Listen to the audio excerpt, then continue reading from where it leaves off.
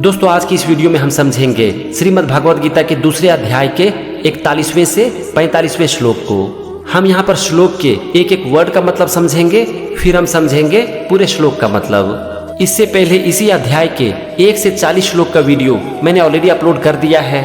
सारे वीडियो का लिंक मैंने डिस्क्रिप्शन बॉक्स में डाल दिया है। अगर आप उन सारे श्लोक को समझना चाहते हो तो एक बार उसे देख लो। तो चलो एक एक करके हम 5 श्लोक को समझते हैं। सबसे पहले यहाँ पर हम लेते हैं श्रीमद् भागवत गीता के दूसरे अध्याय के 41वें श्लोक को। भगवान श्री कृष्ण कहते हैं, व्यवसायात्मिका बुद्धि एकेह कुरु नंदन बहुशाखा ही अनंताश्च बुद्धयो व्यवसायी नाम। चलो सबसे पहले हम एक एक शब्द का मतलब समझते हैं। यहाँ पर सबसे पहला शब्द है व्यवसायात्मिका और इसका मतलब होता है निश्चित रूप से। इसके बाद है बुद्धि रेकेह, इसमें है 3 शब्द, बुद्धि एका इह। बुद्धि मतलब बुद्धि ज्ञान, एका मतलब एक ही और इह मतलब इस। यहाँ पर इस का यूज किया गया है कर्मयोग के लिए, यानी कि इह का यहाँ पर मतलब है इस कर्मयोग में। उसके बाद है कुरुनंदन, कुरुनंदन अर्जुन के लिए यूज किया गया है। तो पहले लाइन का यहाँ पर मतलब हो गया, हे अर्जुन इस कर्मयोग में निश्चित रूप से बुद्धि एक ही होती है। इसे मैं आपको थोड़ा आसान भाषा में समझाता हूँ। यहाँ पर भगवान कह रहे हैं कि हे अर्जुन, जो कर्मयोगी होते हैं यानी कि जो अपने कर्म को निस्वार्थ भाव से करते हैं, उनकी बुद्धि निश्चित रूप से एक ही दिशा में काम करती है। मतलब कि उनका जो मन है वो इधर उधर भटकता नहीं है और इस तरह से वो अपने काम के ऊपर फोकस कर पाते हैं। इसके बाद है बहुशाखा, और यहाँ पर बहुशाखा का मतलब है अनेक शाखा वाला, यानी कि जिसका एक लक्ष्य नहीं हो। इसके बाद है ही अनंताश्च, और इसमें है 3 शब्द, ही अनंता और चौ।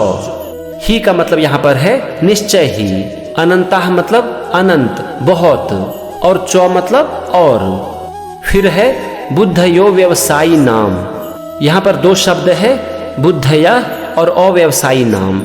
बुद्धया मतलब हो गया बुद्धि और अव्यवसायी नाम का मतलब हो गया जिसका विचार स्थिर ना हो, विवेकहीन। तो यहाँ पर दूसरी लाइन का मतलब हो गया कि जिनका विचार स्थिर ना हो, ऐसे लोगों की बुद्धियां निश्चित रूप से बहुत दिशा में काम करती है। मतलब कि उनका मन एक जगह पर फोकस नहीं कर पाता है और वो अपने काम को ठीक से कर नहीं पाते हैं। हमने एक एक वर्ड का मतलब समझ लिया, दोनों लाइन का मतलब समझ लिया। चलो अब हम समझते हैं पूरे श्लोक का मतलब। भगवान अर्जुन से कहते हैं कि हे कुरुनंदन, जो कर्मयोगी होते हैं उनकी बुद्धि निश्चित होती है, उनका मन भटकता नहीं है, स्थिर रहता है और वो अपने मन को पूरी तरह से अपने काम में लगा पाते हैं। लेकिन जिनका विचार स्थिर नहीं होता, वो अपनी बुद्धि को एक काम में लगा नहीं पाते हैं और ऐसे लोगों का मन हमेशा भटकते रहता है। ये था दूसरे अध्याय के 41वें श्लोक का मतलब। चलो अब हम समझते हैं इसी अध्याय के 42वां श्लोक को। यामिमां पुष्पितां वाचम प्रवदन्त्य विपश्चितः वेदवादरताः पार्थ नान्यदस्तीति वादिनः। सबसे पहले हम समझते हैं एक एक शब्द को। यहाँ पर सबसे पहला शब्द है यामिमाम, इसमें है 2 शब्द, याम और इमाम। याम का मतलब है जिस और इमाम मतलब इस प्रकार की। इसके बाद है पुष्पिताम और इसका मतलब होता है दिखाऊ शोभायुक्त, मतलब कि शो करना, दिखावा करना। फिर है वाचम, वाचम मतलब वाणी को, वचन को। इसके बाद है प्रवदन्त्य विपश्चितः, इसमें है 2 शब्द, प्रवदन्ती और अविपश्चितः। प्रवदन्ती मतलब कहा करते हैं और अविपश्चितः मतलब अविवेकी जन, यानी कि जिसके पास विवेक नहीं हो, बुद्धि नहीं हो। तो यहाँ पर पहले लाइन का मतलब हो गया कि जो विवेकहीन लोग होते हैं, यानी कि जिसके पास बुद्धि नहीं होती है, वो ऐसी वाणी बोलते हैं, ऐसे वचन बोलते हैं जिसमें कि दिखावा होता है। अब हम आते हैं दूसरे सेंटेंस पर, और यहाँ पर पहला शब्द है वेदवादरताः, और इसका मतलब होता है कि जिसकी रुचि कर्म के फल में होती है। मतलब कि उन्हें अपने काम में रुचि नहीं है, उनकी रुचि है काम के फल में। इसके बाद है पार्थ, पार्थ अर्जुन का नाम है। इसके बाद है नान्यदस्तीति, इसमें है 4 शब्द, नौ, अन्यत, अस्ति और इति। नौ मतलब नहीं, अन्यत मतलब दूसरा, अस्ति मतलब है और इति मतलब ऐसा। इसके बाद है वादिनः और वादिनः का मतलब होता है कहने वाला है। तो यहाँ पर दूसरी लाइन का मतलब हो गया कि जिनकी इच्छा कर्म के फल में होती है उसके लिए कर्म फल के अलावा दूसरी कोई वस्तु नहीं है, ऐसा कहने वाला है। यानी कि ऐसा वो लोग कहते हैं। ऐसा कौन सा लोग कहेंगे? ऐसा वही लोग कहेंगे जिनकी की बुद्धि नहीं है, जिनके पास विवेक नहीं है। हमने समझ लिया दोनों सेंटेंस को और एक एक शब्द को। अब हम समझते हैं पूरे श्लोक का मतलब। भगवान अर्जुन से कह रहे हैं कि हे पार्थ, जो विवेकहीन लोग होते हैं, जिसके पास बुद्धि नहीं होती है, वो ऐसे वचन बोलते हैं जिसमें दिखावा होता है। ऐसे लोग कर्म फल में ज्यादा रुचि रखते हैं और उनके लिए कर्म फल से बड़ा इस दुनिया में कोई दूसरी वस्तु नहीं होती। मतलब कि ऐसे अज्ञानी लोगों को कर्म से कोई मतलब नहीं है, उनको मतलब है सिर्फ कर्म के फल से। ये था श्रीमद् भगवद गीता के दूसरे अध्याय का 42वां श्लोक। अब हम देखते हैं इसी अध्याय का 43वां श्लोक। कामात्मानः स्वर्ग परा जन्म कर्म फल प्रदाम क्रिया विशेष बहुलाम भोगैश्वर्य गतिम प्रति। चलो सबसे पहले हम एक एक शब्द का मतलब समझते हैं। सबसे पहला शब्द है कामात्मनम, और कामात्मनम का मतलब होता है जो भोग विलास में बहुत रुचि रखते हैं। मतलब कि जिनका मन सांसारिक इच्छाओं से भरा पड़ा है, यानी कि हमेशा ही उन्हें कुछ न कुछ चाहिए। इसके बाद अगला शब्द है स्वर्ग परा, और इसका मतलब है जो ये सोचते हैं कि स्वर्ग ही परम वस्तु है, यानी कि स्वर्ग ही सब कुछ है। अगला शब्द है जन्म कर्म फल प्रदाम, और इसका मतलब होता है कि पुनर्जन्म ही उसके कर्म का फल है। तो यहाँ पर पहले लाइन का मतलब हो गया कि जिनकी रुचि भोग और विलास में है वो स्वर्ग को ही परम वस्तु समझते हैं, और जो ये सोचते हैं कि उनका पुनर्जन्म ही उनके कर्म का फल है। पहले लाइन का मतलब हमने समझ लिया। अब हम आते हैं दूसरे लाइन पर। यहाँ पर पहला शब्द है क्रिया विशेष बहुलाम, और इसका मतलब होता है कि बहुत सारे रीति रिवाज को करने के लिए कहते हैं। इसके बाद है भोगैश्वर्य गतिम प्रति, और इसका मतलब होता है भोग और ऐश्वर्य की प्राप्ति के लिए। तो यहाँ पर दूसरी लाइन का मतलब हो गया कि भोग और ऐश्वर्य की प्राप्ति के लिए बहुत सारी रीति रिवाज को करने के लिए कहते हैं। हमने एक एक शब्द का मतलब समझ लिया, दोनों लाइन को भी समझ लिया।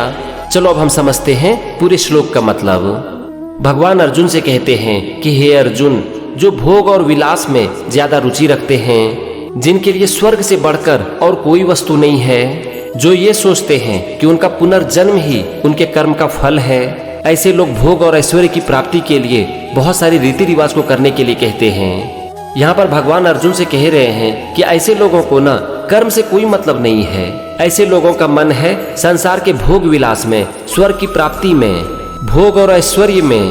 वो ये सोचते हैं कि उनका पुनर्जन्म ही उनके कर्म का फल है। ऐसे लोग आपको सिर्फ रीति रिवाजों के बारे में बताते हैं, उनको काम से कोई मतलब नहीं है, उनको सिर्फ मतलब है संसार के भोग और विलास में। तो ये था श्रीमद् भगवद गीता के दूसरे अध्याय के 43वें श्लोक का मतलब। अब हम आते हैं 44वें श्लोक पर। भगवान अर्जुन से कहते हैं भोगैश्वर्य प्रसक्ता नाम तयापहत चेतसाम व्यवसायात्मिका बुद्धि समाधौ न विधीयते। यहाँ पर सबसे पहला शब्द है भोगैश्वर्य प्रसक्ता नाम, और इसका मतलब होता है जो भोग और ऐश्वर्य से पूरी तरह से जुड़ जाते हैं। फिर है तयापहत चेतसाम, इसमें है दो शब्द तया और अपहत चेतसाम। तया का मतलब होता है उस वचन से, और अपहत चेतसाम का मतलब होता है जिनका चित्त हर लिया गया हो, यानी कि जिनका मन भाग गया हो। तो यहाँ पर पहले लाइन का मतलब हो गया कि ऐसे वचन से जिनका मन हर लिया गया हो, जिनका मन भोग और विलास में पूरी तरह से व्याप्त हो। अब हम आते हैं दूसरे लाइन पर, और यहाँ पर पहला शब्द है व्यवसायात्मिका, और इसका मतलब होता है निश्चित रूप से। इसके बाद है बुद्धि, इसका मतलब तो आप जानते ही हैं बुद्धि। फिर है समाधौ न विद्यते, समाधौ का मतलब होता है परमात्मा में, न मतलब नहीं, और विधीयते मतलब होती। तो न विधीयते का मतलब हो गया नहीं होती है। तो यहाँ पर दूसरे लाइन का मतलब हो गया परमात्मा में निश्चित रूप से बुद्धि नहीं होती। मतलब कि निश्चित रूप से ऐसे लोगों की बुद्धि परमात्मा में नहीं होती है। हमने एक एक शब्द को समझ लिया, दोनों लाइन का भी मतलब समझ लिया। चलो अब हम समझते हैं पूरे श्लोक का मतलब। यहाँ भगवान अर्जुन से कह रहे हैं कि हे अर्जुन, उस वाणी के द्वारा जिनका मन हर लिया गया हो, जिनका मन पूरी तरह से भोग और विलास में व्याप्त हो, ऐसे लोगों की बुद्धि निश्चित रूप से परमात्मा में नहीं होती। मैं इसे थोड़ा और सिंपल करता हूँ। भगवान यहाँ पर कह रहे हैं कि जो कि हमेशा कर्म के फल के बारे में सोचता हो, जिनका मन कर्म से नहीं बल्कि कर्म के फल की इच्छाओं से भरा हुआ हो, जो कि पूरी तरह से भोग और विलास में रुचि रखते हों, ऐसे लोगों की बुद्धि निश्चित रूप से परमात्मा में नहीं होती। ये था श्रीमद् भगवद गीता के दूसरे अध्याय का 44वां श्लोक। अगर आप श्रीमद् भगवद गीता पढ़ोगे ना तो आप देखोगे कि ये जो तीनों श्लोक है ना, 42nd, 43rd और 44th, इन तीनों श्लोक को एक साथ रखा गया है और इन तीनों श्लोक का मतलब भी एक ही साथ समझाया गया है। तो चलो यहाँ पर हम तीनों श्लोक को मिलाकर इसका मतलब समझते हैं। यहाँ पर भगवान अर्जुन से कह रहे हैं कि हे अर्जुन, जो भोग में तन्मय हो रहे हों, जो हमेशा कर्म के फल में अपनी रुचि रखते हों, जिनके लिए स्वर्ग की प्राप्ति से बढ़कर और दूसरी कोई वस्तु नहीं है, ऐसे अविवेकी लोग जिनकी भाषा दिखाने के लिए होती है, जो पुनर्जन्म को ही अपने कर्म का फल मानते हैं, जो भोग और ऐश्वर्य की प्राप्ति के लिए बहुत सारी क्रियाओं का वर्णन करते हैं, जिनका चित्त ऐसे वचन के द्वारा हर लिया गया हो, जो भोग और ऐश्वर्य में पूरी तरह से जुड़ जाते हैं, ऐसे लोगों की बुद्धि निश्चित रूप से परमात्मा में नहीं होती। ये था 42nd, 43rd और 44th श्लोक का मतलब। चलो आगे बढ़ते हैं और समझते हैं 45th श्लोक को। भगवान कहते हैं, त्रैगुण्य विषयावेदा निस्त्रैगुण्यो भवार्जुना निर्द्वंद्वो नित्य सत्वस्थो निर्योगक्षेम आत्मवान। यहाँ पर सबसे पहला शब्द है त्रैगुण्य विषया और इसका मतलब होता है 3 गुणों के विषय में। फिर है वेदा और इसका मतलब है वेदों में या फिर वेद के अनुसार। फिर है निस्त्रैगुण्य और इसका मतलब है गुणों से परे। इसके बाद है भावार्जुन, इसमें है 2 शब्द भव और अर्जुना। भव मतलब हो और अर्जुन मतलब अर्जुन। तो यहाँ पर पहले लाइन का मतलब हो गया कि हे अर्जुन, वेद के अनुसार जो प्रकृति के 3 गुण हैं, तुम उन तीनों गुणों से परे हो जाओ। यहाँ पर वेदों के जो 3 गुणों के बारे में बात की जा रही है ना, ये तीनों गुण बात करती है कर्म के फल के बारे में, और इसीलिए भगवान कह रहे हैं कि तुम इन तीनों गुणों से ऊपर उठो। ये था पहले लाइन का मतलब। अब हम आते हैं दूसरे लाइन पर और यहाँ पर पहला शब्द है निर्द्वंद्वः और इसका मतलब होता है दोनों भाव से मुक्त। कौन सा 2 भाव? सुख दुख या फिर खुशी गम। अब इसके बाद है नित्य सत्वस्थो और इसका मतलब होता है पूरी तरह से सत्य में स्थित, यानी कि परमात्मा में स्थित। फिर है निर्योगक्षेम और इसका मतलब होता है लाभ और रक्षा के भाव से मुक्त। यहाँ पर रक्षा का मतलब है चीजों की रक्षा। हम जिन चीजों को प्राप्त कर लेते हैं उनकी रक्षा करना चाहते हैं। हमें लगने लगता है कि ये चीज तो मेरी है और इस तरह से हम चीजों में फंसकर रह जाते हैं। उसके बाद अंतिम शब्द है आत्मवान और इसका मतलब होता है आत्मा में स्थित, खुद में स्थित। तो यहाँ पर दूसरे लाइन का मतलब हो गया सुख और दुख दोनों भाव से मुक्त, परमात्मा में स्थित, लाभ और रक्षा के भाव से मुक्त, अपनी आत्मा में लीन। दूसरे लाइन को मैं आपको थोड़ा आसान भाषा में समझाता हूँ। भगवान अर्जुन से कह रहे हैं कि तुम सुख और दुख दोनों को छोड़कर परमात्मा में लीन हो जाओ। लाभ और किसी भी चीज की रक्षा के भाव से मुक्त होकर अपनी आत्मा में स्थित हो जाओ। हमने एक एक शब्द का मतलब समझ लिया, दोनों लाइन का भी मतलब समझ लिया।